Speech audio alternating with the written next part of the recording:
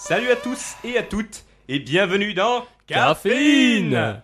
Pour notre rentrée 2013-2014, vous l'aurez remarqué, seulement 2 voix se sont levées cette fois-ci. Notre cher Raphaël nous ayant quittés, malheureux infortunés que nous sommes. Ne me quitte pas. Ne me quitte pas. Ne me quitte pas. Ne me quitte. Il nous a quittés pour ses études supérieures, et nous lui souhaitons bon courage, bien qu'il nous manque terriblement. Une 3e voix viendra peut-être remplir l'espace vacant de notre trio brisé, nous verrons. Alors, au programme pour cette rentrée, de la musique, de l'informatique, de la santé, entre autres. Allons-y avec la chronique informatique de l'ami Pierre-Emmanuel. Salut à tous, comme vous l'expliquait Timothée, après le départ de Raphaël pour cause d'études supérieures, nous ressuscitons à présent l'émission Caféine, avec quelques menus changements, bien entendu. Je tiens à vous préciser que malgré ces changements, Timothée et moi continuerons à traiter de thèmes qui nous tiennent à cœur. L'émission va donc encore évoluer, mais ne vous inquiétez pas, vous ne serez pas perdus, puisque nous allons vous tenir au courant des prochaines mises à jour. Pour cette première chronique depuis des mois, je vais aujourd'hui vous faire l'actualité de tout ce que vous auriez pu manquer au cours des vacances, et qui, en tout cas selon moi, mérite un petit coup d'œil. On commence donc par l'actu geek.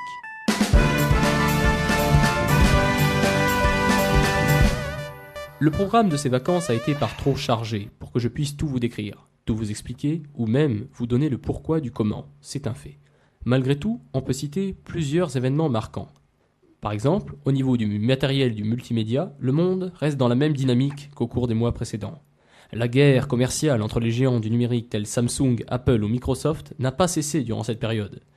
Après l'échec relatif des ultrabooks, ces ordinateurs portables haut de gamme, et leur prix tout aussi haut de gamme, si vous voyez ce que je veux dire, plus de 1000 €, les grandes firmes se sont concentrées sur ce qui leur réussit le mieux, les smartphones. Et on peut dire qu'ils n'ont pas chômé.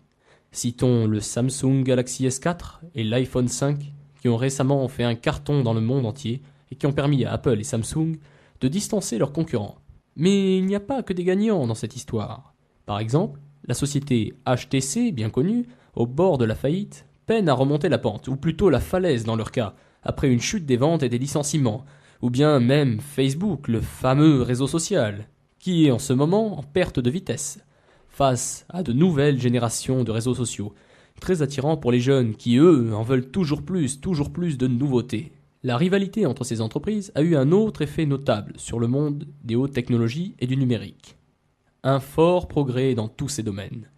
Écrans souples, objets connectés, télécommunications, composants techniques, appareils toujours plus puissants et plus économiques.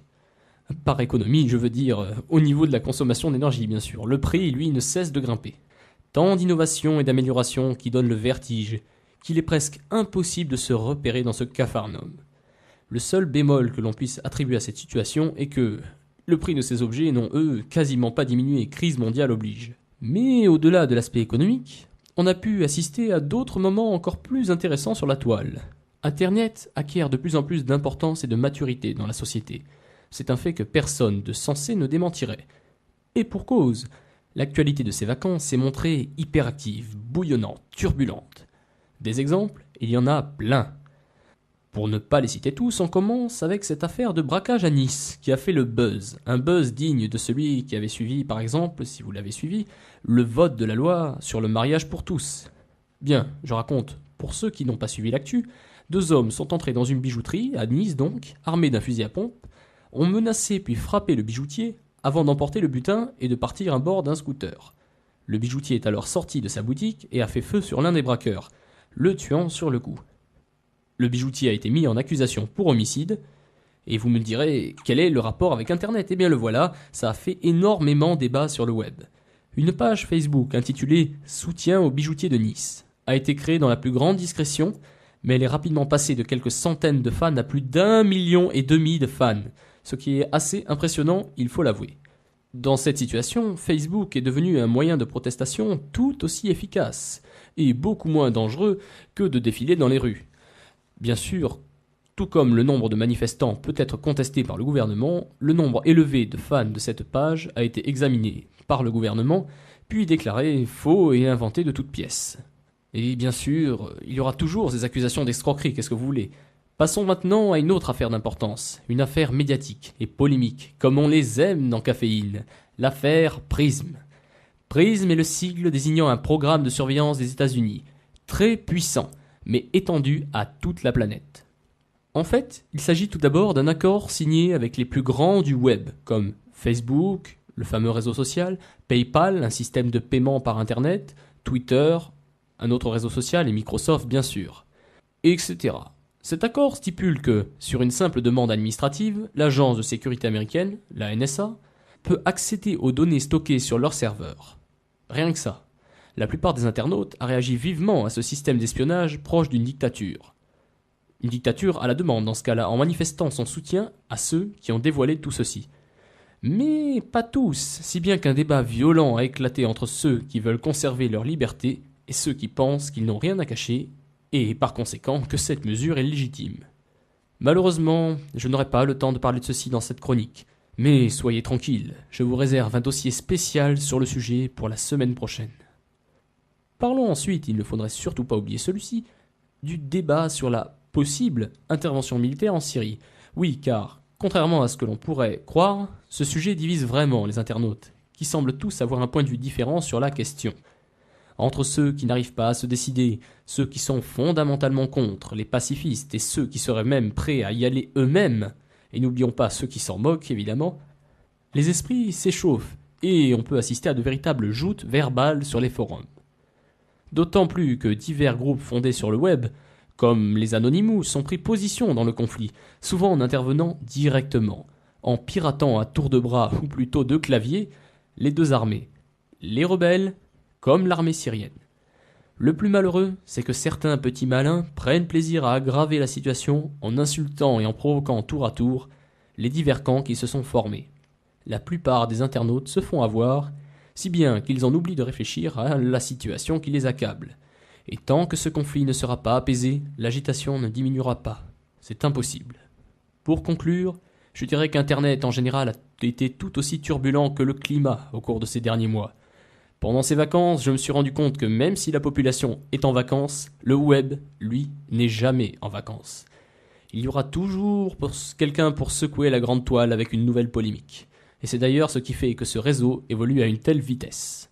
Voilà, nous approchons de la fin de cette chronique d'actualité. La semaine prochaine, je vous parlerai de l'affaire PRISM, qui a secoué le monde entier il y a quelques semaines en mettant à nu un système de surveillance digne d'un roman d'Orwell. À présent, un petit entracte musical. Suite aux compressions d'horaire, une simple écoute musicale remplacera la chronique dont les auditeurs de Caféine avaient sans doute l'habitude. Souvenir, souvenir, une très sympathique musique du non moins sympathique Ray Ventura, né en 1908 et mort en 1979, avec ses collégiens. Chanson nommée Le nez de Cléopâtre, dans un genre plutôt jazz. Bonne écoute! Si le nez de Cléopâtre avait été plus long, Si le grand Paganini n'avait pas joué de violon, Et si Roméo n'avait pas rencontré Juliette, on n'en serait pas là. Si vraiment tous les chemins ne menaient pas à Rome, si le père Adam n'avait pas tant aimé les pommes, si les gars de Jéricho n'avaient pas eu trompette, on n'en serait pas là. Oh non, sans tout cela, on n'aurait pas d'ennui. Oh non, tous nos tracas seraient bien vite enfuis. Car si la Joconde n'avait pas son fameux sourire, Si Cambronne n'avait pas eu son petit mot à dire, si François Ier s'était payé une bicyclette, On n'en serait pas là. si le nez de Cléopâtre avait été plus long, si Rémus soudain n'avait plus l'accent de Toulon, si Tino Rossi savait jouer de la guitare, on n'en serait pas là.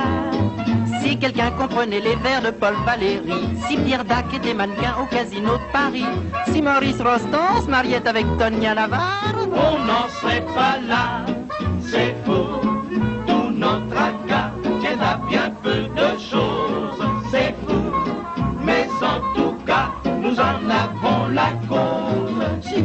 mais on n'avait pas tant de sexapel. Si Monsieur Léon Jouot dansait la bigabelle, si l'orchestre Éventura ne faisait pas tatama, On n'en serait pas là. Yeah!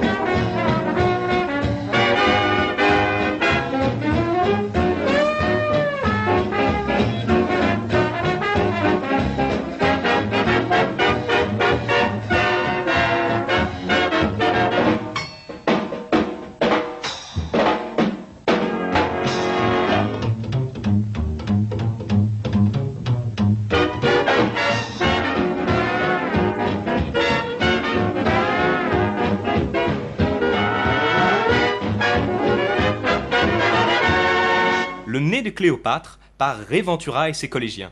Cette chanson se trouve en vidéo sur YouTube. Vidéo très sympathique venant des archives de l'INA, où l'on peut admirer l'orchestre Ray Ventura à l'œuvre. Orchestre qui contribua grandement à la popularisation du jazz et de ses rythmes en France. Mais passons à la chronique Bliss et Natura.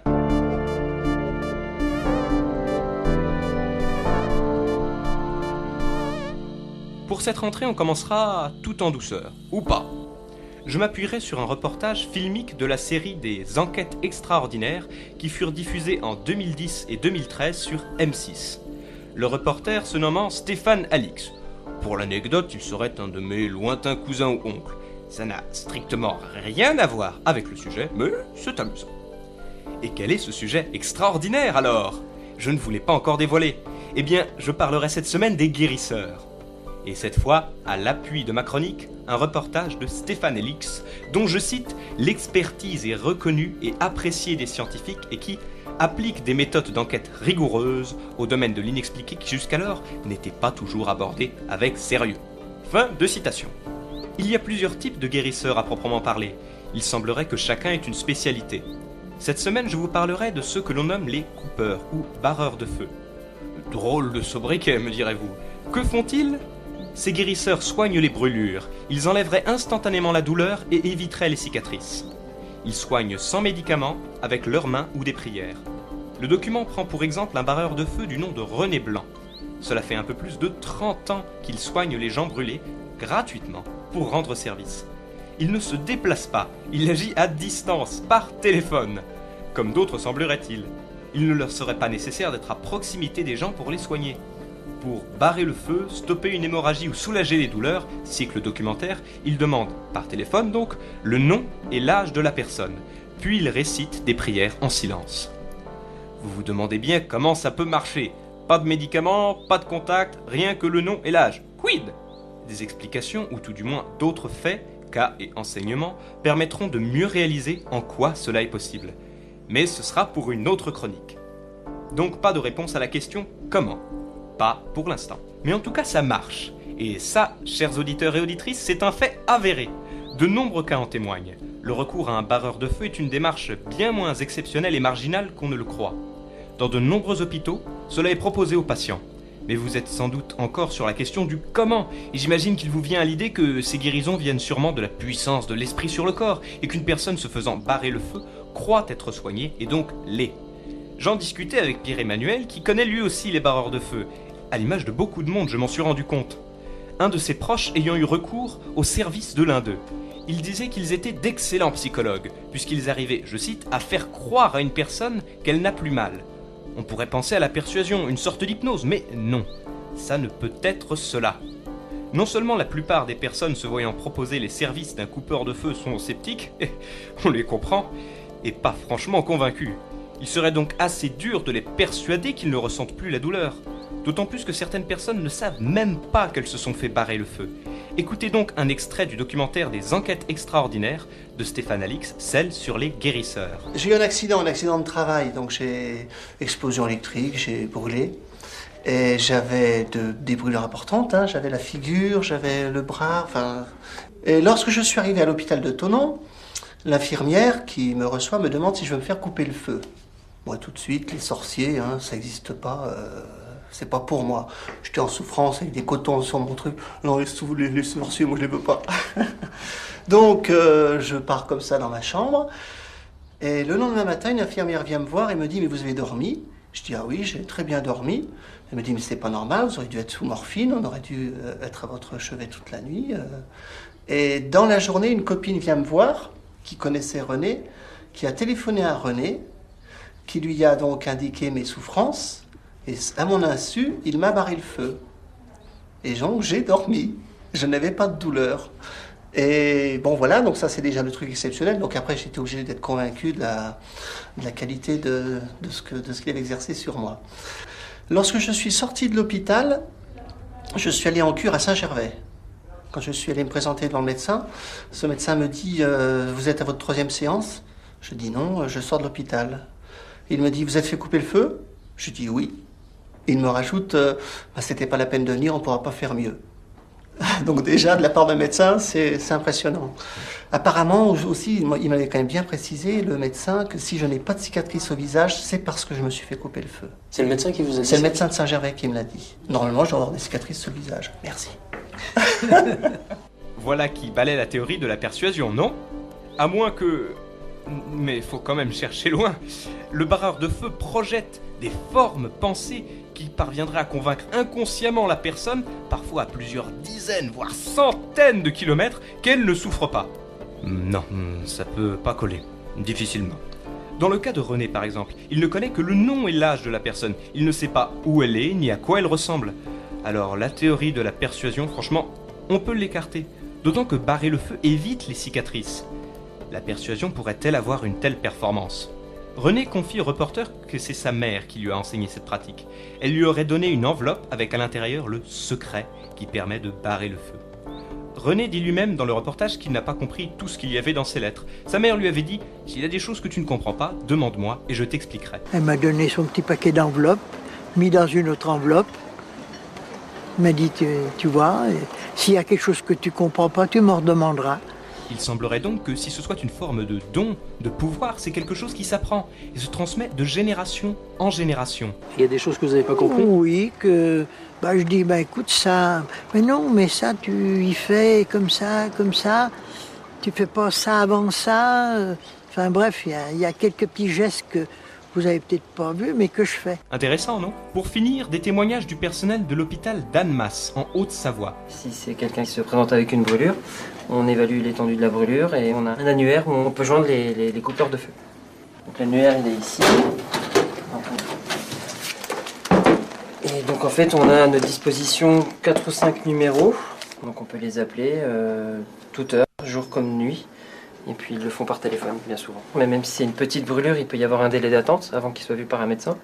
Donc on les soulage évidemment tout de suite avec les moyens thérapeutiques habituels, les pansements, les brûle-stop, mais c'est toujours nous qui appelons les coupeurs de feu. Ce sont donc les spécialistes eux-mêmes qui appellent les barreurs de feu. Tous semblent avoir une anecdote, infirmière ou médecin, dit le documentaire. L'infirmier que nous venons d'entendre nous raconte. Moi je suis grand brûlé, donc j'ai été brûlé dans mon adolescence. Et j'avais quelqu'un de ma famille qui était coupeur de feu, et quand j'étais au Grand Brûlé en chambre stérile et que la douleur, malgré les morphiniques, repointait le bout de son nez, je joignais le membre de ma famille qui me disait voilà, d'ici un petit quart d'heure, tu penses à moi et puis tu seras soulagé. Puis voilà. Vous ne voyez pas l'image, mais notre Grand Brûlé d'infirmier n'a pas de cicatrices apparentes. Le chef du service d'urgence elle-même confirme que cette collaboration hôpitaux-barreurs de feu ne date pas d'hier. En médecine, on doit trouver une relation de cause à effet, on doit pouvoir expliquer ce qu'on fait, et là c'est vrai qu'on ne peut pas. En plus, on ne sait pas ce qu'on fait, donc c'est pas bien dans la mentalité du médecin. Moi-même, quand je suis arrivée ici il y a 20 ans, je vous ai dit, j'y croyais pas, donc je faisais pas appel à ce genre de truc. C'était institué depuis des lustres dans le service, donc les anciens avaient appris aux nouveaux à le faire, et donc ça se faisait à mon insu, mais moi j'ai jamais fait appel. Alors que maintenant je fais appel. Il faut le vivre pour y croire, quoi. Je veux dire, un médicament pour la douleur, il met 15 minutes pour agir, 20 minutes pour agir. Si c'est pas suffisant, il faut en donner un deuxième qui va... Le barreur de feu, en 30 secondes, c'est fini, on n'en parle plus. Il n'y a pas de médicaments qui font ça. C'est particulièrement spectaculaire chez les enfants, parce que sans les prévenir qu'on appelle un barreur de feu, l'enfant arrête de pleurer. Donc ça, il n'y a pas photo. On peut dire quand on travaille le lendemain, les brûlures qui ont été barrées et les brûlures qui n'ont pas été barrées. Hein. Je sais pas, il faut le voir. Il faut le voir, c'est vraiment pas le même style d'évolution. Que dire de plus sur les coupeurs de feu ? Le portrait dressé ici n'est certainement pas exhaustif, mais nous montre bien l'efficacité de cette pratique. Ce qui me paraît le plus flagrant, c'est le cas des enfants brûlés, qui s'arrêtent de pleurer lorsqu'ils se sont fait barrer le feu. On ne peut pas vraiment clamer à la persuasion. Non seulement on ne leur dit pas toujours, mais en plus, pour un petit enfant, dire qu'on lui a coupé le feu, c'est probablement comme ne rien dire du tout, puisqu'il ne sait pas ce que ça signifie. Si l'on sait que l'homme est capable d'échanges télépathiques, un échange entre deux inconnus qui ignorent tout l'un de l'autre si ce n'est le nom, c'est quand même improbable. Bref, c'était la chronique Bliss et Natura pour la première émission Caféine du cycle 2013-2014. J'espère qu'elle vous aura plu. La suite du dossier sur les guérisseurs à la semaine prochaine. Renseignez-vous, peut-être y a-t-il des barreurs de feu près de chez vous ? Si tel est le cas, n'hésitez pas, en cas de brûlure, à en contacter un, ou sinon faites le test. Demandez au service hospitalier s'il en connaît. Caféine ! C'est tout pour aujourd'hui. À la semaine prochaine.